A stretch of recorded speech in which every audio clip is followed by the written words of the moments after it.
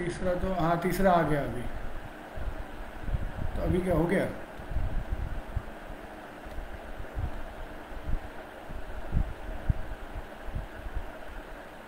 Okay. हाँ, हुआ हुआ।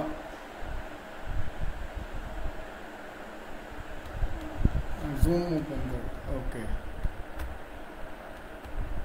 ओके, तो अभी जूम का स्क्रीन आ गया लैपटॉप पे।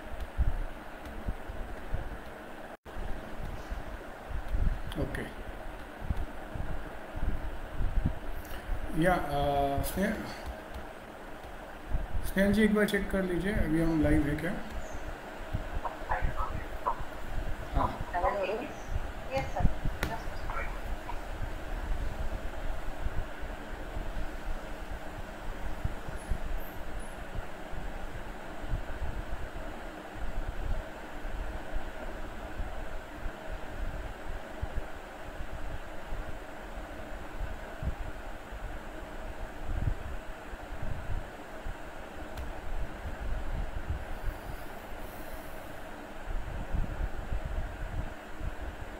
Yes, sir.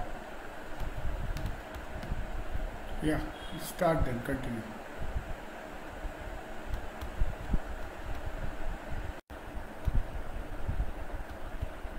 Uh, Good evening, everyone. सबका स्वागत है। जो जिनको हो सकता है वो लोग प्लीज अपना वीडियो ऑन करें ताकि हम सब अपने आप को देख पाए, आपको देख पाए और थोड़ा इंटरैक्टिव हो जाए पूरा session, right? Recording in progress.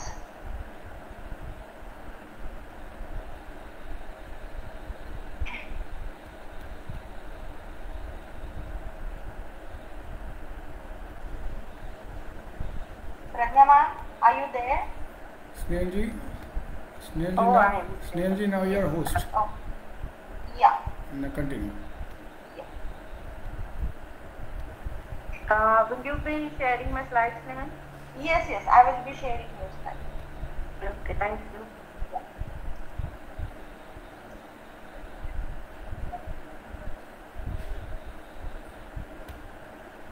So, yes, please turn on your video so everybody can see you. Everybody will know who is the guest today. Okay. So, welcome everyone to the second day of the free lecture series on the occasion of celebration of 21st June, that is International Yoga Day. Right? So, all are warmly welcome. Even a Facebook viewers, you are all welcome with open heart. Okay, चलिए तो session की शुरुआत करते हैं। जैसे आप सबको पता है कि हमारा जो सब्जेक्ट है वो है वुमेन एम्पावरमेंट, राइट? तो वुमेन एम्पावरमेंट कहेंगे तो उसमें बहुत सारे एंगल्स आते हैं जो हमें एम्पावर करने के लिए कैसे यूज करना है वो हम ये लेक्चर सीरीज में 10 दिन में देखने वाले हैं, राइट? तो काफी सारी चीजें हैं जिसको लेके हमें बहुत क्वेश्चंस रहते हैं, काफी सारी चीजें हैं कि जिसको लेके हम अपने आप से बड़ा ही खफा रहते हैं कि क्यों मेरे साथ ही क्यों ऐसा हो रहा है ना? तो ये सब चीजों का आंसर हमें ये आने वाले लेक्चर्स में मिलने वाला है, राइट? आज का जो लेक्चर है वो बड़ा ही इंटरेस्टिंग टॉपिक है, बड़ा ही इंपॉर्टेंट टॉपिक है, being a woman. Okay, so नमस्कार, मैं हूँ स्नेहल पाटिल, महाराष्ट्र योग शिक्षक संघ ठाणे शहर, ये जो ब्रांच है उसकी मैं अध्यक्ष हूँ। हमारे उपाध्यक्ष अभी तक आई नहीं है। सुनीता जी यहाँ पे आपको दिख रही है, शी इज सेक्रेटरी, और बाकी लोग धीरे धीरे जुड़ रहे हैं हमसे। आज की हमारी जो गेस्ट है वो है doctor Pragya Kulkarni. I would say Vaidya Prajna Kulkarni because she is Ayurvedic doctor as well as she is a manufacturer of various Ayurvedic and cosmetic products under the name Mudita. Of course, उन्होंने MA योग शास्त्र भी KIA है, योग शिक्षक का diploma भी KIA है और आयुर्वेद पत्रिका में वो असिस्टेंट एडिटर रह चुकी है। Wow, that's great. तो कितने सारे एंगल्स है। Great great great. फिर एक आरोग्य चिंतन करके एक हेल्थ जर्नल है जो अभी जिसका एडिटरशिप उनके पास है, राइट। उसके बाद वो खुद एक अच्छी टीचर है जो योग शिक्षिका होने के बावजूद लेक्चर्स लेती है, प्रैक्टिकल्स लेती है। उनका जो आयुर्वेद में क्या कह सकते हैं हम लोग, स्ट्रॉन्ग पॉइंट है, that is hypothyroidism was her project and that is a most successful project till date I have seen. तो इतना सारा कहने के बाद I would like to welcome our guest again and I request our guest to start with the nice lecture. Thank you, Snehal. First of all, very thanks to all organizers for giving me this opportunity, and special thanks to you, Snehal, for introducing me so well. Even I am impressed because of that. Is everything okay with Marathi? It would be better if I speak in Marathi. If anyone Yeah, has you can go with it. You can go with any language you are comfortable with. But listeners are okay with Marathi, right? Yes. Okay. So, though PPTs are in English, I will explain in Marathi. That would be better. Okay. Then can you please start sharing? Yes. मला कळत नाही आवाज मोठ होतो. Somebody. Okay. I'll stop my video. Okay. You can listen and see to. Observe all PPTs and read it carefully because it has very much information. You don't need to. Should I start? Keep it on? Yes, yes, you can. No, I was saying that everybody can. Yes, yes, everybody will read it. Don't worry about the screen. You just go ahead. Okay.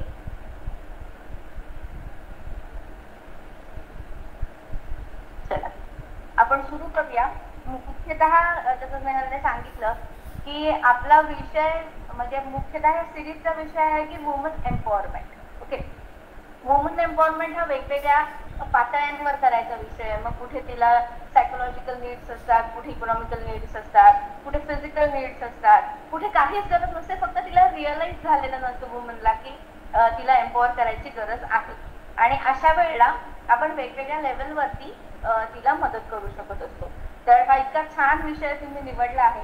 त्याच्यातला हा खूप महत्वाचा एक भाग मी आजच्या माझ्या lecture मधून मांडणार आहे की हॉर्मोन वुमन आणि त्याच्या इम्बॅलन्स मध्ये योग करू शकत असणारी मदत. ओके, हॉर्मोन म्हणजे काय ते आपल्याला बघायचं असते किंवा आपल्याला बऱ्याचदा माहिती पण असतं की हॉर्मोन्स काय असतात, हॉर्मोन्समुळे काय होतं, आणि योग म्हणजे काय हे सुद्धा आपल्याला माहिती असतं. मी फक्त एक क्विक रिव्हिजन घेऊन टाकते त्या सगळ्याची. ओके, तर योग म्हणजे जे आपल्या ओल्ड टेक्स्ट मध्ये योगचं जे काय स्वरूप आलेलं आहे ते म्हणजे चित्त वृत्ती निरोधः. चित्त म्हणजे काय, आपलं मन, अंतर्मन किंवा जे इकडे तिकडे फिरतंय ते अंतःकरण जे आहे त्याचा एक भाग चित्त आहे. आणि पतंजली ऋषींनी योगाची डेफिनेशन करताना त्याचा निरोध करणं म्हणजे योग असं म्हटलंय. म्हणजे काय, त्याला बांधून ठेवायचं आहे का, तर ऍक्च्युली बांधायचं नाहीये. ऍक्च्युली त्याला बांधून ठेवणं म्हणजे त्याला जबरदस्ती करून एखाद्या ठिकाणी ठेवायचं नाहीये.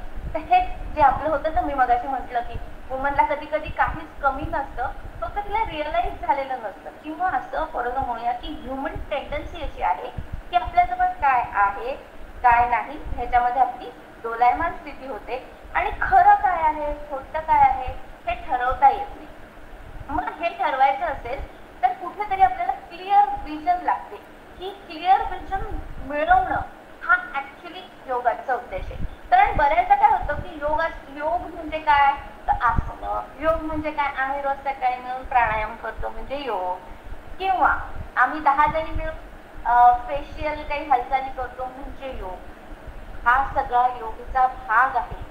पण योगचा मूळ उद्देश, आणि हा पुन्हा सांगते ना, योगा नाही, योगचा शास्त्राचा मूळ उद्देश काय आहे की कुठल्याही गोष्टीबद्दल तुम्हाला क्लिअर विजन मिळणं. क्लिअर विजन मिळणं हा जर उद्देश आपल्याला एकदा कळला तर आपल्याला पुढच्या सगळ्या गोष्टी क्लिअर कट होत जातात. का करतोय ते समजत जातं, कसं करायचं ते समजतं आणि कुठे अप्लाय करायचं तेही कळतं. ओके, म्हणून आधी आपण समजून घेऊया की आपण योग हा विषय का निवडला आहे, हॉर्मोन सारखा क्रिटिकल सब्जेक्ट मॅनेज करण्यासाठी.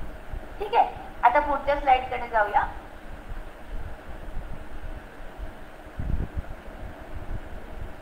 हॉर्मोन.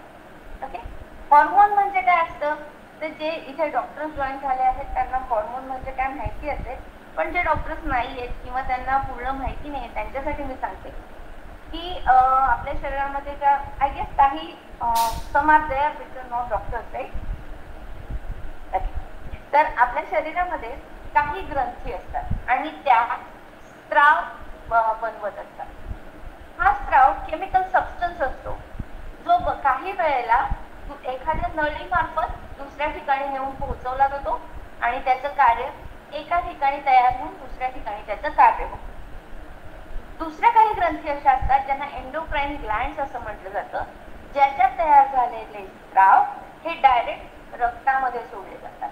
हे स्त्राव काय असतात तर केमिकल सबस्टन्स असतात which are very less in I mean त्याचं पर्सेंटेज खूप कमी असतं, क्वांटिटी खूप कमी असते, पण ते खूप इफेक्टिव्ह असतात आणि ते डायरेक्ट रक्तामध्ये येतात आणि शरीरातल्या सगळ्या पेशींवरती त्यांचं थोड्या थोड्या प्रमाणात कार्य असतं. ओके, अशा 7 महत्त्वाच्या एंडोक्राइन ग्लँड्स आपल्या बॉडीमध्ये आहेत. काही ग्लँड्स या आयुष्यभर कार्यरत राहतात आणि काही ग्लँड्स असे आहेत ज्या at the time of puberty null होतात, त्यांचं काम करणं बंद होतं. आपल्याला इकडे उजव्या बाजूची जी आकृती दिसते त्याच्यामध्ये ग्लँड्सची नावं दिसत आहेत. थायरॉइड ही आपण ऐकलेली असते, पॅराथायरॉइड असते, पॅनक्रियास आपल्याला डायबिटीसमुळे माहिती असते. ओव्हरी ही ग्लँड आहे हे माहित नसतं, पण ओव्हरी म्हणजे स्त्रीबीजांड ज्याच्यात बनतं ह्याच्याबद्दल आपल्याला ऐकून माहिती असतं. किंवा असं म्हणूया की थॅलॅमस, हायपोथॅलॅमस, पिट्युटरी ही नावं आपण ऐकलेली असतात. पिनियल ग्लँड ही नावं आणि थायमस ह्याच्या ग्लँड्स आहेत. At the age of puberty त्यांचं काम हळूहळू कमी होतं. योगच्या माध्यमातून आपण त्यांचं काम थोडं लांबवू शकतो, पण मुख्यतः या ज्या ग्रंथी आहेत सगळ्या ह्याच्यावरती योग कसं काम करतो ते आपल्याला बघायचं. याच्यातला आपण लसावी काढूया की या 7 ज्या ग्लँड्स आहेत त्याच्यातली मुख्य ग्लँड आहे पिट्युटरी ग्लँड. तिला शीर्षस्थ ग्रंथी असं म्हटलं जातं आणि ती आपल्या मेंदूच्या खालच्या भागामध्ये वाटाण्या एवढी ग्लँड वाटाण्या एवढी ना फक्त, पण तिचं काम सगळ्या ग्लँडला कंट्रोल करणं आणि तरीही ती कोणाच्या इंटरॅक्ट करते तर ब्रेन मधला हायपोथॅलॅमस नावाचा एक महत्वाचा पार्ट आहे की जो ह्या सगळ्यांवरती कंट्रोल करायचं काम करतो.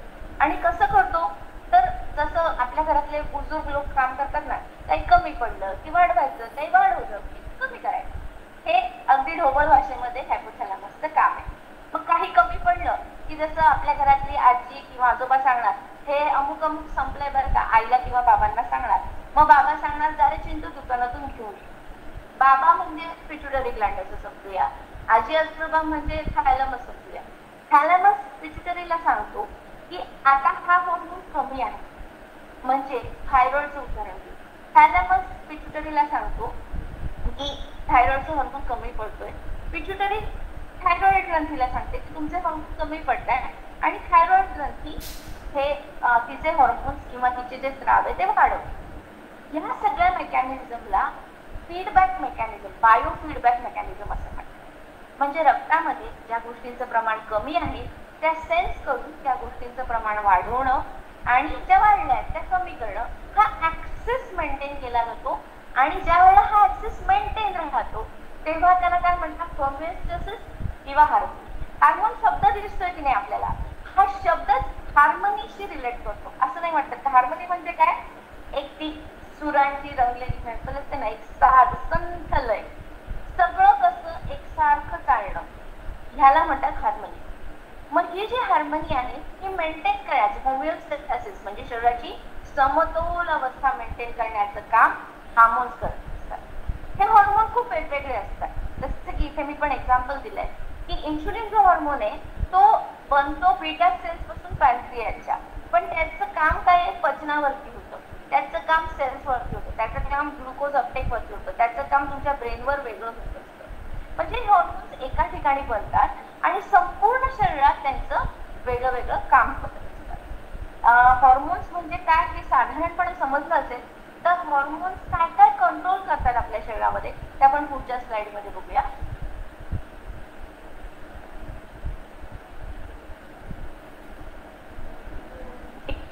तर प्रायमरी हे सगळे हॉर्मोन्स म्हणजे पिट्युटरीचे 7-8 हॉर्मोन, थायरॉइडचे 10-12 हॉर्मोन किंवा ओव्हरीचे हॉर्मोन किंवा गोनाडोट्रोपिन ज्याला सेक्स हॉर्मोन्स असं म्हणतात, हे सगळं म्हणून आपल्या शरीरात काय काय कंट्रोल करतात. तुम्ही एकदा नजर टाका ह्याच्याकडे तर साधारणपणे मेटाबॉलिझम म्हणजे आपलं पचन, ऍब्सॉर्प्शन, चयापचय सगळं.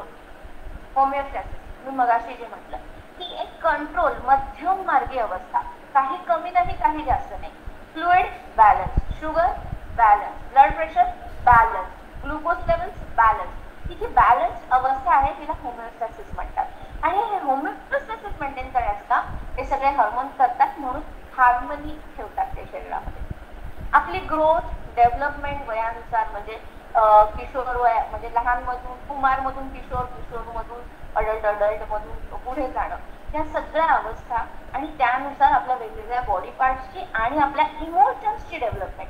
ही महत्वाची गोष्ट लक्षात घ्या की हॉर्मोनवरती फक्त आपल्या शारीरिक गोष्टी अवलंबून नसतात तर मानसिक सुद्धा 80% गोष्टी आपल्या हॉर्मोन्सवरतीच अवलंबून असतात. सेक्शुअल फंक्शन्स, रिप्रोडक्शन, आपलं खाणं पिणं, झोपेची क्वालिटी, भुकेची क्वालिटी, मेटाबॉलिझम असेल तर मेटाबॉलिझमची क्वालिटी, एक्सक्रीशनची क्वालिटी, हे सगळं हॉर्मोनवर डिपेंड आहे. आणि आपले मूड हे तुम्हाला लक्षात येते की सिंपल असतं ना, भूक छान लागली, सगळं छान असेल तर मूड छान असतो, पोट साफ छान झालं की मूड छान असतो. म्हणजे डायरेक्टली सुद्धा आणि इनडायरेक्टली सुद्धा हॉर्मोनवरती आपला मूड सुद्धा अवलंबून असतो. तर इतक्या सगळ्या गोष्टी ज्यावेळेला हॉर्मोन्समुळे आपल्या कंट्रोल होत असतात तेव्हा असा विचार करून बघा की त्यातला एक जरी हॉर्मोन थोडंसं बरं, हॉर्मोनचं पूर्ण असं आहे की एक हॉर्मोन दुसऱ्या हॉर्मोनवर डिपेंड, एका ग्रंथीचे फंक्शन दुसऱ्या ग्रंथीवर डिपेंड असतात. म्हणजे मगाशी मी सांगितलं की पिट्युटरी जी शीर्षस्थ ग्लँड जिला म्हटलं जातं, तिच्यातलं तयार झालेले जे हॉर्मोन आहे ते दुसऱ्या हॉर्मोनला सिक्रेट करायला मदत करतात. बरं, म्हणजे आता त्याच्यातलं एक उदाहरण म्हणून बघू की थायरॉइड मध्ये एक कॅल्सिटोनिन म्हणून हॉर्मोन असतो. तो काय करतो की कॅल्शियमची लेवल बोन मध्ये मेंटेन करतो. तर त्याला कॉम्प्लिमेंटरी एक हॉर्मोन असतो ज्याला पॅराथायरॉइडचं पॅरास हॉर्मोन असं म्हटलं जातं. तो ही लेवल ब्लड मध्ये मेंटेन करायचा प्रयत्न करतो. म्हणजे यांचं काम कॉम्प्लिमेंटरी सुद्धा आहे. म्हणजे चुकून कॅल्सिटोनिन कमी झालं तर पॅरास हॉर्मोन वाढतं, मग पॅरास हॉर्मोन कमी करायला वेगळे हॉर्मोन सिक्रेट होतात पिट्युटरीकडून. म्हणजे इंटरडिपेंडेंट पण. ओके, आता ह्या सगळ्यावरती थायरॉइडवरती ओव्हरीजचं काम डिपेंडेंट असतं. म्हणजे पिरियड्स वगैरेचं काम किंवा पुरुषांमध्ये टेस्टोस्टेरॉन वगैरेचे लेवल्स त्याच्यावर डिपेंड असतात. मग इतकं इंटरडिपेंडेंट असताना एका जरी हॉर्मोनची पातळी बिघडली तर काय काय त्रास होऊ शकतील आपण पुढच्या स्लाइड मध्ये बघूया. दुनियाभरचे सिम्पटम्स लिहिलेले तिथे, कारण इतके सिम्पटम आहेत. म्हणजे मी जे लिहिले ते मुख्य आहेत, पण आय गेस तुम्ही जर गुगल केलं किंवा काही पुस्तकं वाचले तर ह्याच्या 10 पट सिम्पटम्स तुम्हाला मिळतील. आणि फार बारीक बारीक गोष्टींमध्ये हे लक्षात येतं. पण मुख्यतः आपल्याला जे मुख्यतः दिसतात की थकल्यासारखं अननेसेसरी वाटणं, अननेसेसरी कुठलाही आजार, मग तो डायरिया असो, उलटी मळमळ असो, असं येणं, डिप्रेशन अननेसेसरी वाटत राहणं. Specifically in case of female की केस, स्किन, डोळे याच्यामध्ये कोरडेपणा येणं, टेम्परेचर कमी जास्त होणं, जास्त फ्रिक्वेंटली युरिनेशन, कमी युरिनेशन, डोळ्यांखाली काळं येणं किंवा अचानकपणे संबंध ठेवण्याची इच्छा कमी होणं, हॉट फ्लक्सेस येणं, पिरियडचे रेग्युलर होणं. माणसांमध्ये जर विचार केला तर माणसांमध्ये अननेसेसरी घाम येणं, स्वेटिंग होणं, या सगळ्या गोष्टी जेव्हा अनरिझनेबली असतात, आपल्याला जवळचं काही कारण दिसत नाहीये पण ही वारंवारता होते आहे, तर it could be a symptom की कुठल्या तरी हॉर्मोनची गडबड झाली. कुठल्या हॉर्मोनची गडबड झाली ते तुम्हाला बघायचं कारण आहे. ते काम बघायचं डॉक्टर करणार आहे की त्यांच्या कॅपॅबिलिटीनुसार ते करतीलच. त्यांचे म्हणजे सायन्स त्यांना चांगले कळत असतात. ओके, सिम्पटम्स त्यांना चांगले कळत असतात. पण तुम्हाला काय बघायचं की अगदी रिसेंटली काही कारण नाही. मला जनरली डायरिया इतका होत नाही किंवा खाल्लेलं पटकन पचतं, पण रिसेंटली काही कारण नाही, सारखा डायरिया होतो, सारखा खोकला येतो किंवा मागच्या 1 महिन्यात अननेसेसरी वजन वाढलंय. इट इज रिमार्केशन की काहीतरी गडबड झाली बरं का हॉर्मोनमध्ये. तर तुम्ही एक लॉंग टूर घ्या तुमच्या स्वतःच्या दिनचर्येची आणि त्याच्यामध्ये काय चुकते ते बघा, हे महत्वाचं आहे.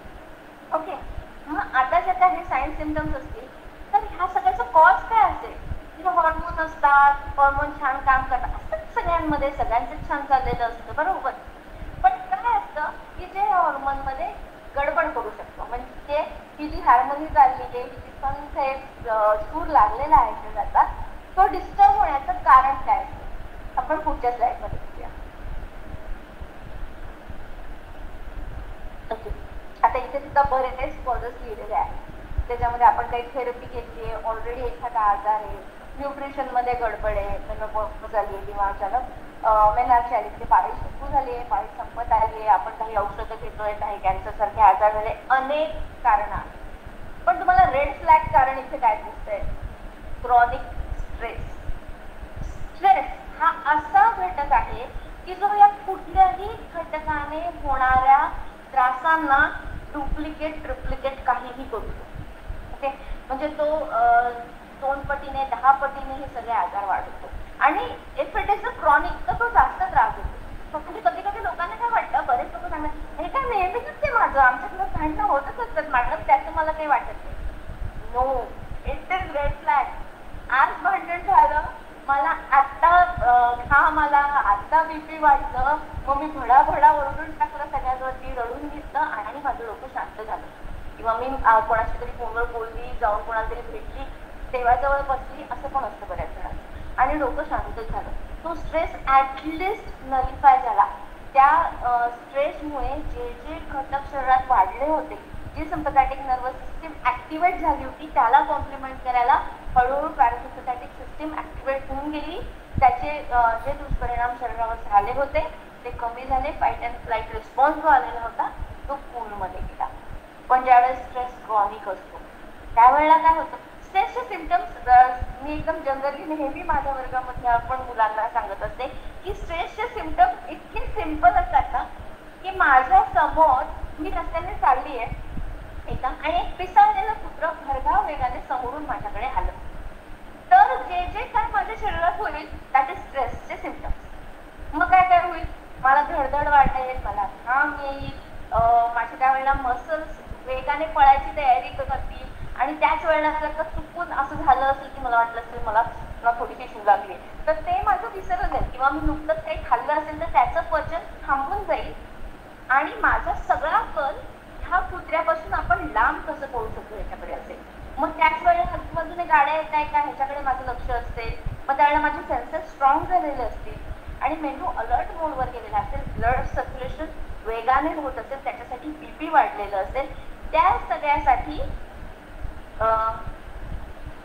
ह्या सगळ्यासाठी असं झालेलं असणार आहे की just a moment, Snehal ma'am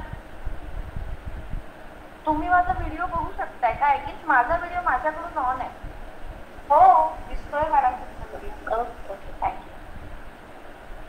हा, तर ह्या सगळ्यासाठी जी आपली शरीराची तयारी झालेली आहे ही सगळे म्हणजे आहेत स्ट्रेसचे सिम्पटम्स. ओके, आता ते कुत्र समजा कुठून दुसरीकडून अजून दुसरं कुत्र त्याच्या अंगावर आलं, ते दोघं कुत्रे पडून गेले, तर सगळं शांत होईल आणि तुमचं नॉर्मल जे रुटीन होतं मग तुम्हाला पुन्हा भुकेची संवेदना किंवा पचण्याची संवेदना, एसीची संवेदना आहे, तुम्ही दूर जाल, घाम कमी होईल, धडधड कमी होईल. हे तुमचं ऍक्टिव्ह स्ट्रेस झालं, सिम्पथॅटिक पॅरासिम्पथॅटिक कॉम्प्लिमेंट होईल. पण ते कुत्र समजा तुमच्यासमोर बांधूनच ठेवलं आणि ते तुमच्यापर्यंत पोहोचण्याच्या रेषेत आहे आणि तुम्हाला तिथेच उभं केलं आणि सांगितलं जेव आता, तर जेवून काही उपयोग आहे? ते वाघासमोर बकरी बांधतात ना की त्याला टोचायचं, ते तसं काय, ती बकरी कशी काय जाड होईल ना? तिला तो वाघ दिसतोय आणि तुम्ही चारा भरतो तिला, तर ती जाड होऊच शकत नाही. तसंच आहे. पण हे इतकं सोपं सुद्धा नाही. मग काय होणार आहे की हे जे वाढलेलं बीपी आहे ते कायम राहणार, वाढलेल्या ग्लुकोजचा लेवल अपटेक जो आहे ग्लुकोजचा तो कायम राहणार, म्हणजे रक्तात साखर साखळी वाढलेली राहणार आणि शरीराचा कल ती वाढलेली ठेवण्याचा प्रयत्न म्हणून भूक लागणार, अननेसेसरी क्रेव्हिंग्स होतात. आणि मग त्याच्यामुळे ह्या साखरेमुळे जे पेशींवर दुष्परिणाम होणारे, बीपीमुळे जे किडनीवरती लिव्हरवरती दुष्परिणाम होणारे ते होतच राहणार. शिवाय याच्याच बरोबर की मग वजन वाढायला लागणार. मग ह्याच्यावरती रिलेटेड जे बाकीचे हॉर्मोन्स आहेत त्या हॉर्मोनचं प्रमाण बदलणार, त्यांचं कार्य उघडणार आणि मग एक एक दुसऱ्या गोष्टी मागे लागणार. म्हणजे कधी कधी स्ट्रेसमधून मग थायरॉइड येतो आणि मग थायरॉइडचा परिणाम पीसीओएस वरती दिसतो आणि मग ह्या सगळ्याचा परिणाम म्हणून नंतर शुगर येते आणि मग कळत नाही ना हे कसं काय सुरू झालं चक्र. चक्र सुरू झालं, मी अडकली असं सगळ्यांना वाटतं, पण कारण जे होतं ते नाही ना नव्हे झालं. म्हणून मी याला रेड फ्लॅग केलाय की फार सिंपल गोष्ट असते, पण जो स्ट्रेस आपल्याला दूर करावा लागतो जर हे चक्र मोडायचं. म्हणजे हे ते चक्रव्यूह सारखं होतं. अभिमन्यू आज जातो, बाहेर येता येते. अनफॉर्च्युनेटली ह्याचा इलाज करताना, म्हणजे योग का ते मी कारण सांगते की ह्याचा इलाज ज्यावेळेस तुम्ही काही केमिकल्सने करायला लागतात, काही गोळ्या औषधांनी करायला लागतात, किंवा काही सिम्प्टोमॅटिक रिलीफसाठी जाताना, त्यावेळेला काय होतं की समजा असं म्हणूया की एखाद्या स्त्रीला PCOS आहे आणि तिचे पिरियड्स हे रेग्युलर आहेत आणि ती या रेग्युलर पिरियडसाठी ती एक हॉर्मोन थेरपी घेते आहे.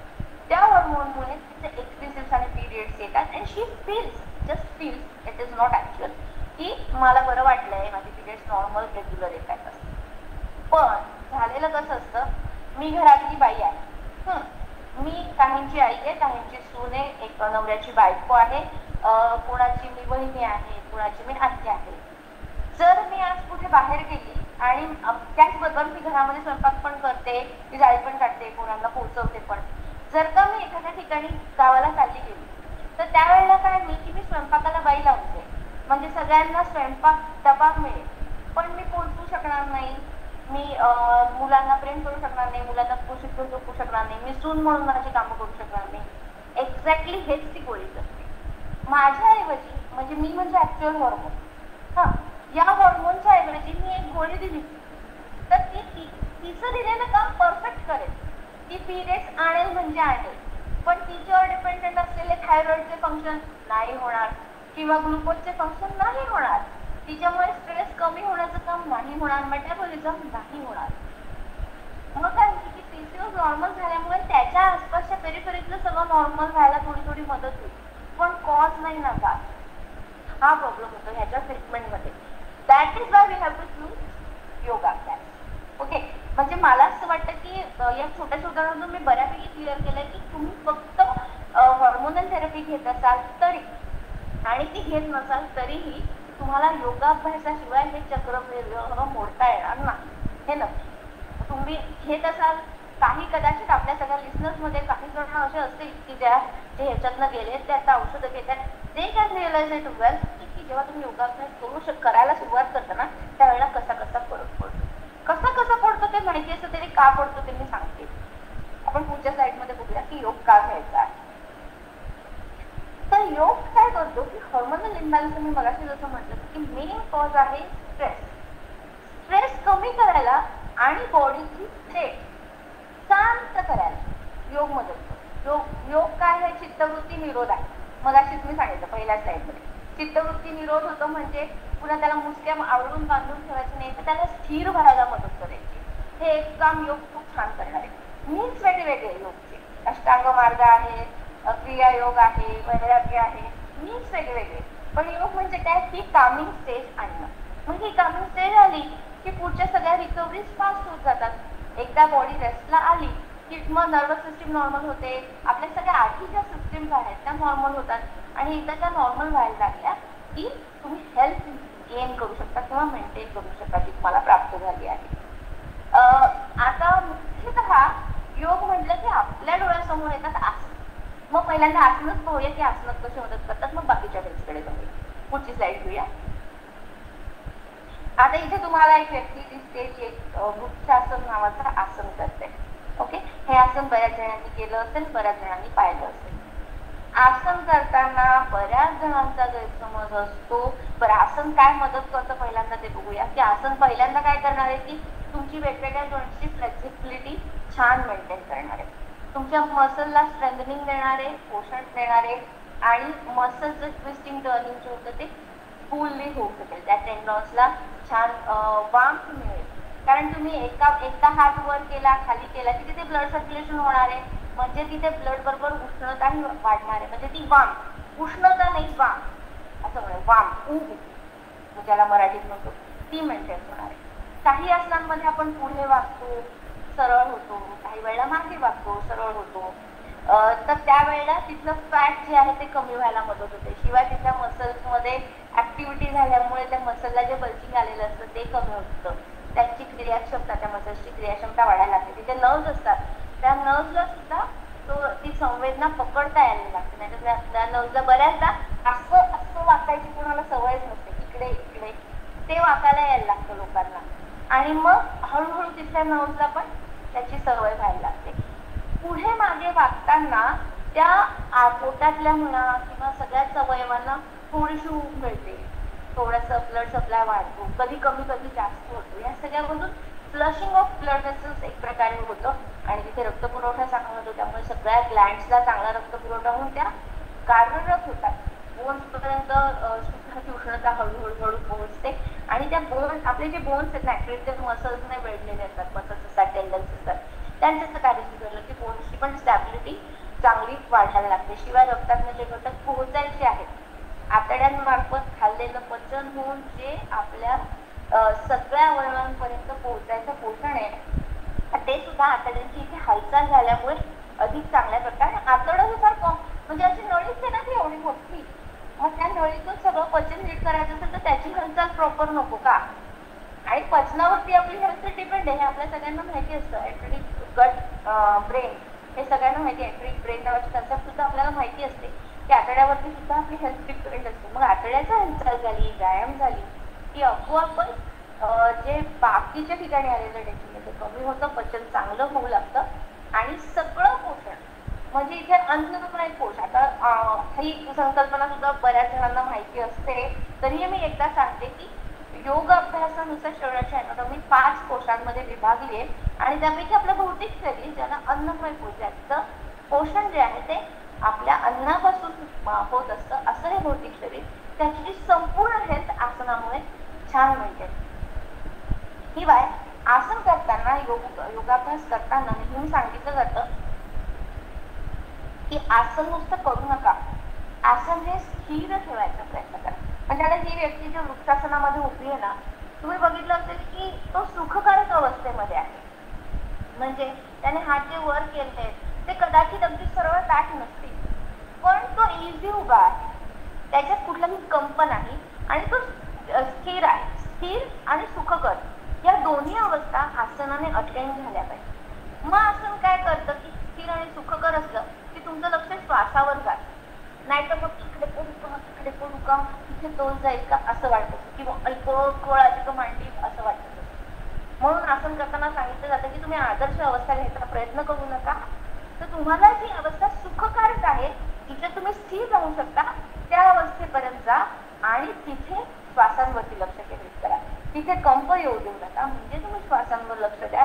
एकदा तुम्ही श्वासांवरती लक्ष दिलं की तुमच्या शरीरावरचं लक्ष कमी होतं आणि आपलं मन श्वासामध्ये गुंततं.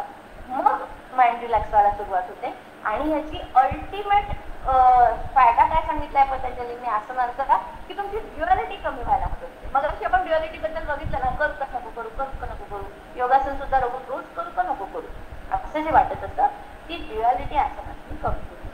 म्हणजे एक प्रकारे भौतिक फिजिकल स्ट्रेस जो आलेला असतो तो कमी करायला मदत होते. शिवाय फिजिकल स्ट्रेसमध्ये बऱ्याच जणांचा मणका हॅम्पर झालेला असतो. बऱ्याच बायकांचा मान दुखायची तक्रार खूप स्ट्रेसमध्ये असलेल्या बायका घेऊन येतात आणि त्याचं कारण काही ऍक्च्युली मानायचं नसतं, नवऱ्याशी भांडण झालेलं असतं आणि दुखत असते मान.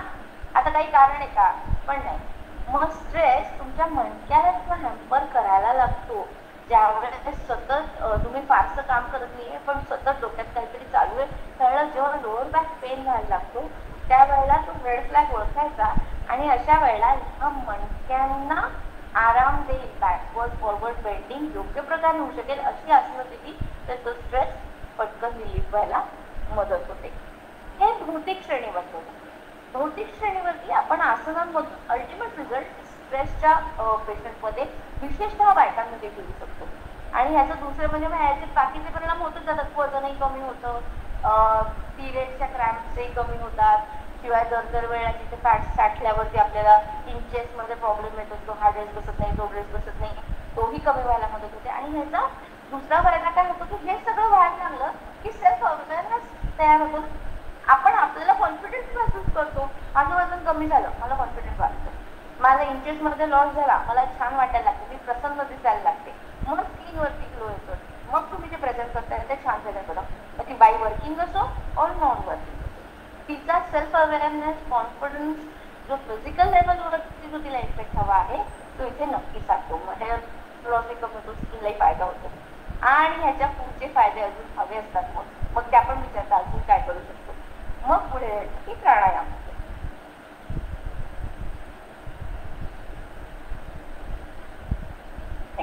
आता इथे पण तुम्हाला खूप साऱ्या गोष्टी दिसत आहेत. प्राणायाम म्हणजे काय असतं तर बऱ्याच लोकांचा गैरसमज असतो की आम्ही वेगाने श्वास घेतो आणि श्वास घेतो जोरात सोडतो. हा प्राणायाम नाही. हा काय आहे कसं आहे ते तुम्ही योग शिक्षकाला विचारा, पण हा प्राणायाम नाही. प्राणायाम याचा अर्थ तुम्ही तुमच्या श्वासावरती लक्ष देऊन वेगवेगळ्या प्रकारे त्याला वेगवेगळ्या आयामामध्ये बसवणं म्हणजे प्राणायाम. बरोबर. हे फक्त तुम्ही वेगाने जे श्वास सोडता ना त्याच्यानंतर पोट दुखायला लागतं, बीपी वाढतं, ही पण एक शुद्धी क्रिया आहे. तिला कपालभाती असं म्हणतात की एक शुद्धी क्रिया आहे. पण तो भाग दूध आहे, तो प्राणायाम. किंवा फॉर दॅट मॅटर मी थोडंसं कदाचित कोणाला वाईट वाटेल पण मी असं पण सांगते की रोज सकाळी उठून आम्ही श्वास वेगाने घेणं सोडणं, हात वर खाली आणि हे जे करतो ऍक्च्युली प्राणायामच्या व्याख्येत ते बसत नाही. प्राणायाम कुठे सुरू होतो माहितीये का? जेव्हा तुम्ही एका आसनामध्ये स्थिर बसू शकता. मग मांडी घालून का होईल. मांडी घालणं हे सुद्धा आसन आहे. आसन म्हणजे काय तर एकाच स्थितीमध्ये स्थिर असणे. ओके. वेगवेगळ्या आसनांचे वेगवेगळे फायदे, पण तुम्ही मांडी घालून सुद्धा स्थिर बसू शकलात. तुम्ही ऑब्झर्व करा की जर तुम्ही तसं स्थिर बसलात ना तर अर्ध तुमचं टेन्शन कमी होतं.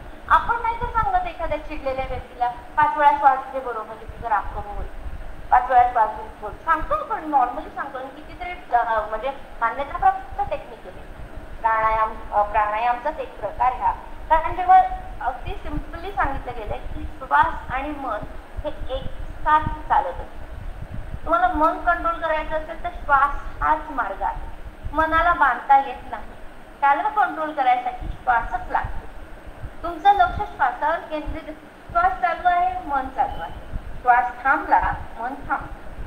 बरोबर. चले वाटे चले शिकतो माहिती आहे. तिथे जे योग शिक्षक आहेत त्यांना हा श्लोक सुद्धा माहिती आहे. तुमचा श्वास चालू झाला आणि थांबला म्हणजे पूरक, कुंभक, रेचन या सगळ्या अवस्थातून मन सुद्धा जातं.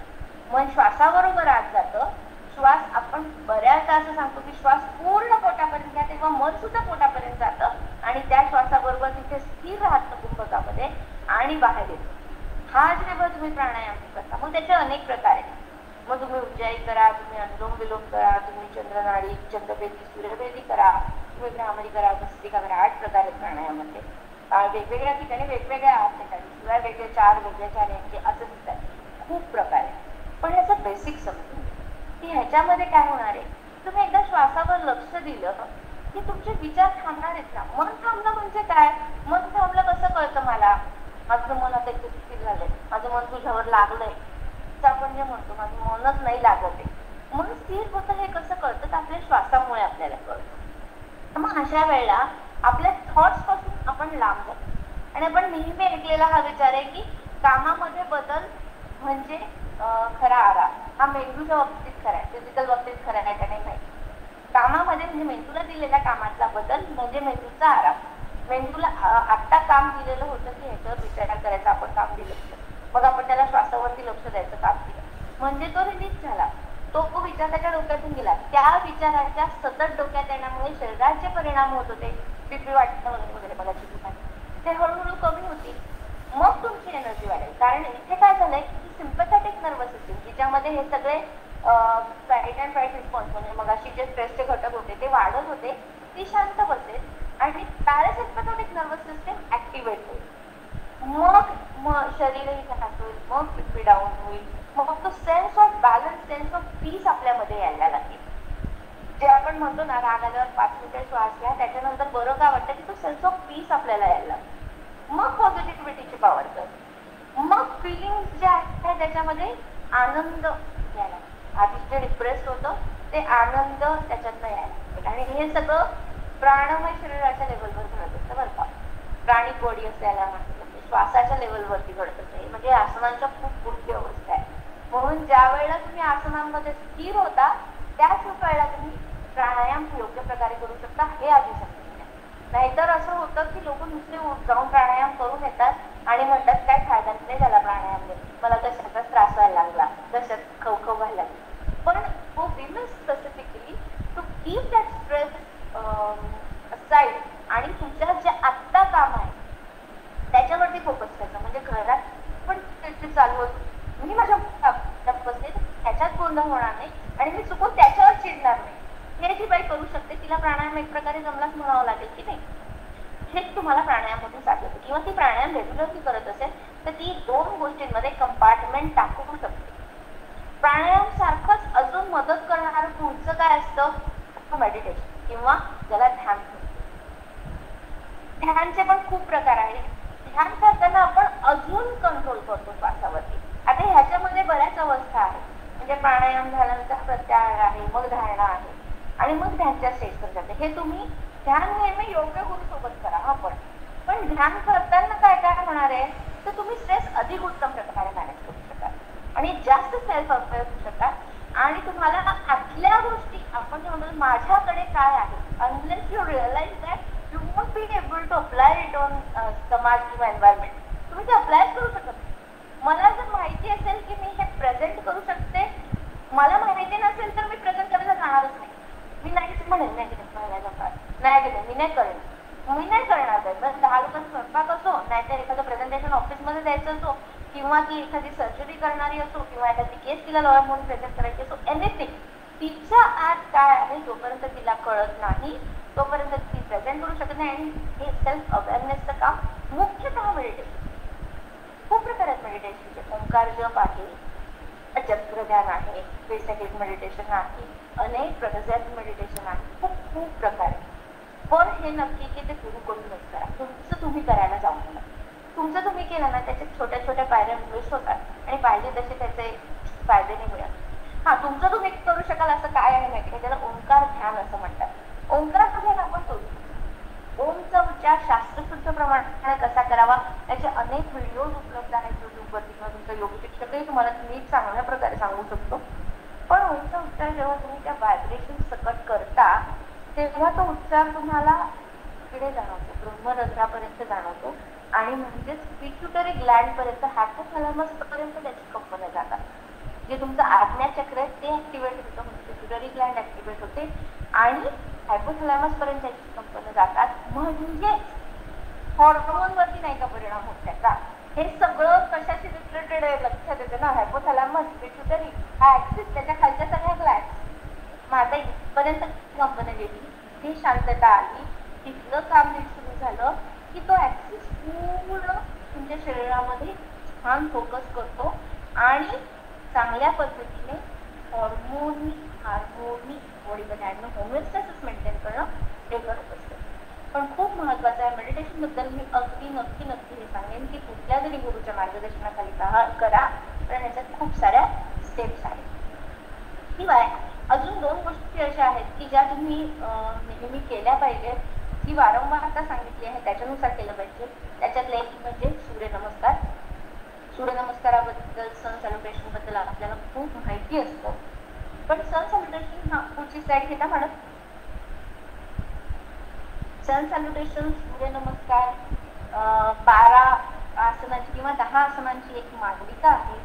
ही आसनं आहेत आणि याच्याबरोबर प्राणायामाचा एक भाग म्हणजे ह्याच्यामध्ये श्वासांची सतर्कता खूप आवश्यक असते. सूर्यनमस्कारमध्ये नुसती आसनं केली आणि छान फायदा झाला असं होत नाही, तर श्वासांची सतर्कता म्हणजे पुढे वागताना कुठे श्वास सोडायचा आहे, कुठे धरून ठेवायचा आहे, कुठे घ्यायचा आहे, काळजीपूर्वक तो. आणि त्याचबरोबर एक मंत्र, सूर्याचा एक मंत्र आपण सुरुवातीला घेतो. म्हणजे ह्याच्यामध्ये मंत्र ध्यान आलं, त्याच्यामध्ये प्राणायाम आला, ह्याच्यामध्ये आसन आलं, म्हणून सूर्यनमस्काराला सर्वांग सुंदर व्यायाम असतो. फक्त मी नेहमी जे सांगते की सूर्यनमस्कार करताना काय करू नका की तुम्ही नुसते सूर्यनमस्कार जरी केले योग म्हणून तरी चालणार आहे, पण ते करताना काय करायचं नाही तर कुठल्याच आसनात त्याची घाई करायची. सूर्यनमस्कार करताना एक झाला, दुसरा झाला, आता ते फास्ट लावून जरा मी फास्ट सूर्यनमस्कार करतात असं नाही चालत. त्या आसनात एक मात्रा का होईना, एक मात्रा म्हणजे काय, तुमच्या डोळ्यांची पापणी एकदम मिठ्या एवढा, इतकी मात्रा का होईना तुम्ही स्थिर होऊन मग पुढचं आसन घ्यायचं. स्थैर्य आलं, आसनात जे आवश्यक असतं ते स्थैर्य आलं, फ्लेक्झिबिलिटी तर आहेच. त्याच्याशिवाय मन शांत झालं पाहिजे, कारण की आपल्याला पुढचं आसन लक्षात पाहिजे, बरोबर. श्वासाकडे लक्ष पाहिजे, म्हणजे प्राणायामचा भाग पण आला ओके. आणि हे सगळं करताना ज्यावेळेस ब्लड फ्लो पूर्ण मसल्सकडे जातो, आता इतकं आपण आसनांची मालिका करतोय, तर ब्लड फ्लो त्या मसल्सकडे जायला लागतो, शरीरातल्या मसल्सकडे, लिम्सकडे, पोटाकडे जायला लागतो. ब्रेनचा ब्लड सप्लाय थोडासा कमी होतो आणि ब्रेन आपोआप थोडा कमी ऍक्टिव्ह होत राहतो. सूर्यनमस्कारचं नेहमी असं दिसतं की वारंवार सूर्यनमस्कार ज्यावेळेस आपण करतो त्यावेळेस मन आपोआप शांत होतं आणि नंतर शवासनामध्ये अक्षरशः समाधी लागते. सूर्यनमस्कार नंतर आपण शवासन करतो, मग रिलॅक्सिंगचे आसन आहेत त्याचं कुठलंही केलं गेलं असतं, त्याच्यात अक्षरशः समाधी लागते.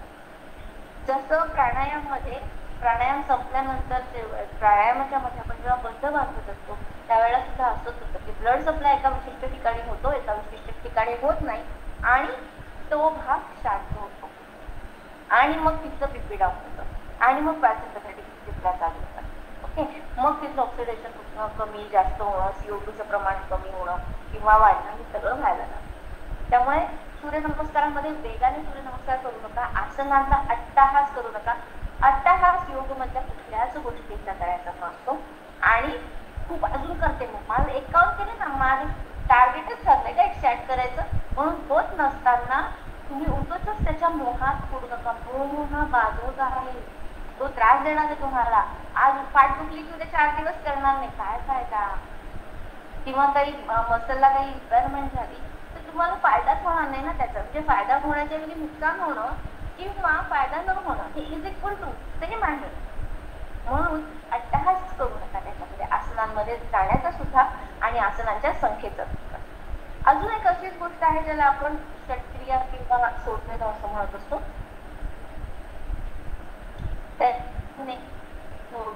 नवली, कपालभाती, बस्ती, त्राटक असे अनेक प्रकार आहेत.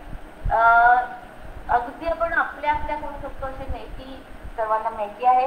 नेतीबद्दल आपण खूप वेळा ऐकले किंवा कोरोनाचे विषाणू आतमध्ये पोहोचले नाहीत आणि खूप जण कोरोना मुक्त होऊ शकले. ह्याच्यावरती एक प्रोजेक्ट खूप छान आताही चालू आहे आणि ह्याच्यावरती पुण्यामध्ये दीनानाथ मंगेशकर मध्ये एक छान त्यांचा प्रोजेक्ट पण झाला होता. तर ते नेतीच्या फायद्यांमध्ये मुख्य फायदा आहे की ती काय करते तर ती आपल्या इथल्या सगळ्या म्हणजे ब्रेन मधल्या सगळ्या घटकांना ऍक्टिव्ह ठेवते. किंवा ट्रॅकर्स ज्याला आपण म्हणतो की एका बिंदूकडे सलग डोळ्यात पाणी येईपर्यंत बघत राहणं, 6 फुटावरती ती ज्योत ठेवा किंवा बिंदू ठेवा, ह्या दोन्हीचं परिणाम म्हणजे दिव्य दृष्टी आपल्याला मिळते असं म्हणते. मग दिव्य दृष्टी मिळते म्हणजे काय, कसं होत नाही. इथे पण ड्युअलिटी गेली, आपल्याला काय नको आहे, काय हवं आहे ते कळलं, काय केलंच पाहिजे, त्याच्याबद्दल आपली विजन क्लिअर झाली. हे झालं की आपल्या व्हॉइसला म्हणजे धार येईल. मी सांगते ना असंच कर, ही धार आल्याशिवाय तुमचं इम्प्रेशनच करू शकत नाही ना कुठे. ते पडायचं असेल तर यांचा खूप चांगला फायदा होतो. म्हणजे मी वुमन एम्पॉवरमेंटच्या संदर्भात सांगते, बाकी शारीरिक मानसिक फायदे आहेतच, पण मानसिक लेवलवरती हे जास्त फायदे होतात. इव्हन आता इथे जो बस्ती प्रकार जो षटकर्म मधला आहे तो वेगळा आहे, पण शिवाय बस्ती आणि आंतरांची शुद्धी करणारे जे प्रकार आहेत लघुशंख प्रक्षालन, त्याच्यामुळे सुद्धा एकदा तिथे हलकेपणा आला ना की शरीरात ब्लड सर्क्युलेशन खूप चांगलं होतं, पचन चांगलं होतं आणि त्याच्यातनं जो तुमचा सेल्फ अवेअरनेस क्रिएट होतो ना तो शब्दातीत असतो. तुम्ही करून बघा कधीतरी, लघुशंख प्रक्षालन तरी करून बघा किंवा बस्ती तरी घेऊन बघा, तर त्याच्यानंतर वात इथे पुन्हा वात आणि लोमित होतो. आणि मी मगाशी म्हणलं की वात, श्वास आणि मन हे एकमेकांबरोबर चाललेलं असतं. चले वाटे चले चित्त, निश्चल निश्चल भाव. वात म्हणजे श्वास आहे, श्वासांनेच वाताचं पूर्ण होणार आहे आणि इथेच पुन्हा ते तुमच्या श्वासांना कंट्रोल करणार म्हणजे मनाला कंट्रोल करणार. म्हणजे वेळेला त्याला आपण तिथे फिरत होता, समजा पोटात गॅसेस झाले, पोटात वाट इथे तिथे फिरत होतं, अस्वस्थ होतो ना आपण, मग तेच बस्ती दिला, शंख प्रक्षालन झालं, मग त्यावेळेला चिडचिड झालेली असते ती कमी होते आणि आपण जे काय नॉर्मल काम आहे अगदी नॉर्मल व्यवस्थित करू शकतो. तो ती आपले पोटात खळखळणं गेलं, त्यामुळे भूक न लागणं गेलं, चिडचिड थांबली, मन शांत, इतकं सिंपल असतं. मग ही बस्ती मी मग आत्ताची म्हटली ना तुम्हाला, तिला पॅरलल आयुर्वेदामध्ये काही गोष्टी येतात. आता आयुर्वेद आणि योग हे बऱ्याचदा हातात हात धरून चालतात, म्हणून मी इथे आयुर्वेद सुद्धा जोडून घेतलेला आहे की आयुर्वेदामध्ये सुद्धा 3 दोषांचा भाग आहे जे योगाशी कनेक्ट करतात. आणि पुढची स्लाइड घेतात मॅडम. नॅचरली त्याच्यातल्या ज्या 3 दोषांच्या कन्सेप्ट आहेत, धातू मल ह्या कन्सेप्ट आहेत, त्या योगाशी खूप रिलेट करतात. म्हणजे योगशास्त्र आणि हे आयुर्वेद हे बऱ्याचदा हातात हात धरून जात असतं आणि या दोघींच्या बेसिक कन्सेप्ट सेम आहेत. म्हणून तुम्ही योग आणि आयुर्वेद हे एका वेळेला फॉलो करू शकतात आणि त्याच्यातनं तुम्ही दिनचर्या म्हणजे काय, ऋतुचर्या म्हणजे काय, किंवा तुमची रोजची लाईफस्टाईल, त्याची मॅनेजमेंट, झोपेची वेळ, खाण्याची वेळ काय असावी हे जर समजून घेतलं तर मेंटेनन्स भाग खूप सोपा जातो. आणि हे सगळं मेंटेन का करायचंय, मी आयुर्वेदातून दिनचर्या का समजून घेते, मी हा सगळा योग का करायचा आहे, कारण मला हार्मोनी पाहिजे ना. हार्मोनी पाहिजे म्हणजे काय, मला होमिओपॅथी पाहिजे. त्याच्याशिवाय जर हे सगळं नीट चाललं तर माझ्या बाकीच्या विंग्स मी ओपन करू शकेल. जर का माझं इथे दुखत असेल तर मी विंग्स ओपन नाही करू शकत, मी नाही पुढे जाऊ शकत, कारण माझं लक्ष अटकतं. आज साधा दात दुखलं तरी मी फिरायला जात नाही, कारण सरळ माझं लक्ष दातात अडकलेलं असतं. मग मी डेंटिस्टकडे जाते, त्याच्याकडून रूट कॅनलचे 10-12 सेटिंग्स करून घेते आणि मग मी फिरायला जायला सुरुवात करते. तोपर्यंत मी म्हणते डेंटिस्टची अपॉइंटमेंट चालू होती ना, मला फिरताच नाही आलं. मग इतकी छोटी गोष्ट जर त्रास देते की संपूर्ण शरीरात ही जी इम्बॅलन्सेस आहेत, हॉर्मोनल इम्बॅलन्सेस आहेत, त्याच्यामुळे शरीरात जे काय आणीबाणी पसरली आहे ती सगळे आपल्या विक्सला कमी छोटच करत असते ना. म्हणून आपल्याला हॉर्मोन्सकडे जास्त लक्ष गेलं पाहिजे. This is the significance why you should balance your hormone immediately go for yoga. Okay, कारण योग अजून एक व्याख्या सांगतो आरोग्याची. जी मगाशी चित्तवृत्ती निरोध होता ना योगाबद्दल, योग म्हणजे काय, चित्तवृत्ती निरोध. कृष्णाने भगवद्गीतेमध्ये सांगितलेली व्याख्या आहे की पार्थ समत्व योग. समत्व मॅडम पुढची स्लाइड घेता. जिथे होमिओपॅथी ना, इक्विनिमिटी, ही समत्व म्हणजे काय ते इथे कळत. ना काही कमी ना काही जास्त. आपल्या रिपोर्ट्स येतात, रिपोर्टची रेंज असते, त्या रेंजच्या बाहेर काहीही नाही, समत्व. बरोबर, मी रस्त्यावरूनच चालली आहे, मी इकडच्या बाजूला दरीतही पडत नाही, इकडे डोंगरावरही चढून जात नाही. दिस इज समत्व. आणि हा समत्व आहे म्हणजेच योग आहे. म्हणून हॉर्मोन मध्ये बॅलन्स आणायचा असेल, समत्व आणायचं असेल तर तुम्हाला योगा इतकं मदत इतर काहीही करू शकत नाही.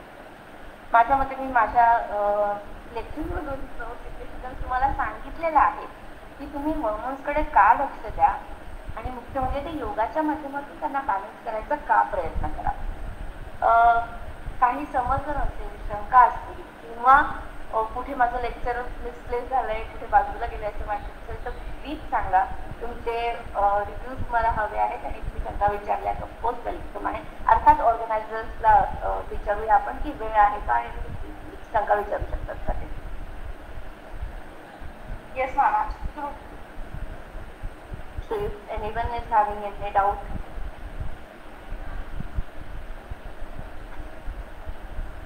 हाँ साली मॅडम. Thank you Pragya madam. खूप सुंदर, म्हणजे साध्या सोप्या भाषेत ऐकलेलं आहे. हार्मोन्स आणि हे ते नेहमीच ऐकत असतो, पण तुम्ही एवढं साधं एकदम सिम्पल करून सांगितलं ना, खूप छान वाटलं. माझा एक प्रश्न होता. माझं हिस्टेरेक्टमी झाले लास्ट इयरला आणि त्याच्यानंतर ना being even I am a yoga teacher, योग करते रोज, पण तरी ना वेट अचानक खूप डाऊन झालं. म्हणजे सडनली लास्ट 2-3 मंथ्समध्ये खूपच जास्त वाढायला लागलं. तर what can be the reason? तुम्हाला काय वाटतं? हार्मोनच हे बघा, वेट मी म्हटलं की अचानक काही होत आहे तिथे 99.99% हॉर्मोन डिझीज असतात. अचानक काही होते अनलेस तुम्हाला इतर कुठल्या डिसीजचे सिम्पटम दिसत नाही. अनेक डिसीज असे असतात की जे डिसीज देमसेल्फ असे कॅपेबल असतात की अचानक वेट पुट डाऊन होतो. ओके, पण असा कुठल्या डिसीजची हिस्ट्रीच नाही आहे आपल्याकडे आणि तसे काही वेगळे सिम्पटम्स पण नाही आहेत आणि वेटमध्ये राईज किंवा फॉल अचानक होतोय तर 99% तिथे हॉर्मोनच काहीतरी कारण असणार. पुन्हा 2-3 गोष्टी आहेत मॅडम की तुम्ही योग करता आहे तो विधिवत होतोय का आणि तुम्ही त्याच्यामध्ये ध्यान या स्टेजपर्यंत पोहोचताय का. कारण जेव्हा तुम्ही योग करता तेव्हा कसं होतं की योग शिक्षक असताना एक तर तुमच्या समोर जर स्टुडंट असतील तर आपलं लक्ष स्टुडंटकडे म्हणजे चित्त स्टुडंटवरती स्थिर झालेलं असतं स्वतःवरती नाही. तर ते जरा चुकतं आपलं. जर आपण स्टुडंट शिवाय करत असतो तर तोचपणा आला ना की मनाची वाईट खोड आहे की ते टेकन फॉर ग्रँटेड घेऊन टाकतं आणि देन आपलं करत राहतं काहीतरी. तर त्याच्यापेक्षा मला असं वाटतं की मी जे मगाशी म्हटलं की मेडिटेशन पर्यंत जा पण ते गुरुच्या माध्यमातून. गुरु काय करतो आपण गुरु म्हणजे योग शिक्षक आहात म्हणून सांगते की आपण सुरुवातीला गुरुची वंदना करतो क्लासमध्ये. ते काय करतो की तिथे आपल्याला सेन्स येतो की गुरुकडेच लक्ष द्यायचंय स्वतःकडे नाही. मग मेडिटेशनच्या सुरुवातीला सुद्धा ते पण जेव्हा करतो ना तेव्हा लक्ष चित्त गुरुकडे स्थिर होतं. मग त्याच्या शब्दांमधून ते हिप्नॉटिझम लाईक सारखं एक प्रकारे होतं. हिप्नॉटिझम होतं म्हणजे ते इथे मन बांधलं जातं आणि मग ते आपल्याला आपण तिसरं म्हणून स्वतःकडे बघू शकतो. अदरवाईज आपण आपल्याकडेच बघत नाही. तिसरं म्हणून जेव्हा बघू लागतो तेव्हा ती हार्मोनी साधते. म्हणजे मी हे नक्की सांगेन की तुम्ही एकतर गो फॉर हार्मोनल स्टडी असतो. तुम्ही अगदी निश्चितपणे डॉक्टर्सला भेटा. ते गडबड झाली का? ओके. तर निश्चितपणे डॉक्टर्सला भेटा आणि त्याही शिवाय ह्या 2-3 गोष्टी नक्की करा किंवा पर्सनली तुम्ही कोणाला तरी कन्सल्ट करा असं मी नक्की सांगेन. Thank you so much. Okay.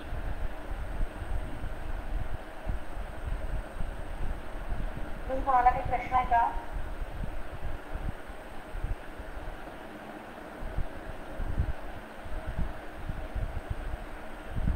Question याच्यात काही नाही आले ना. सांगितलंय. मस्त छान. Thanks lot. I am so happy.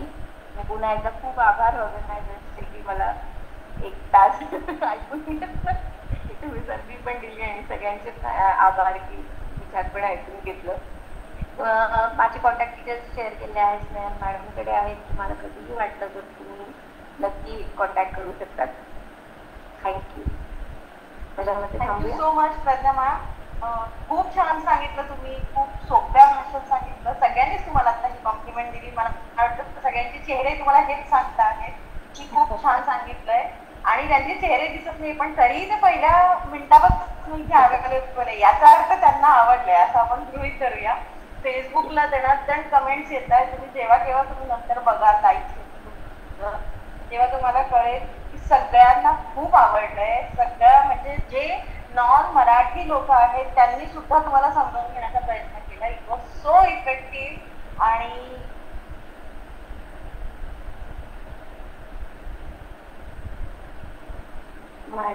Connection गेलं वाटतं. हा मग ते त्यांचं नेटवर्क गेलं. Anyway, so I think we can stop. Snehal are you there? स्नेहलचा आवाज नाही येतो आहे. तिचं स्क्रीन पण फ्रीज झालं.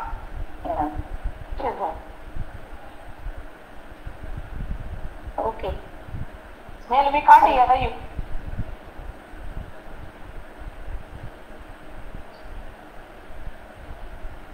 Should I call her?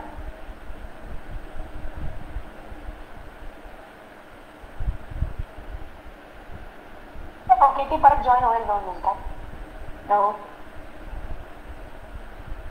Thank you so much. It was very nice. Thank you. Thanks a lot. It's nice to be part of Snehal, तुझा आवाज येत नाही आहे. Okay, I think we can keep in touch. Sunita madam वगैरे मी ओळखते सगळ्यांना पण I would like to be in touch with all of you. So please keep me in loop too. Thanks a lot. I should stop now.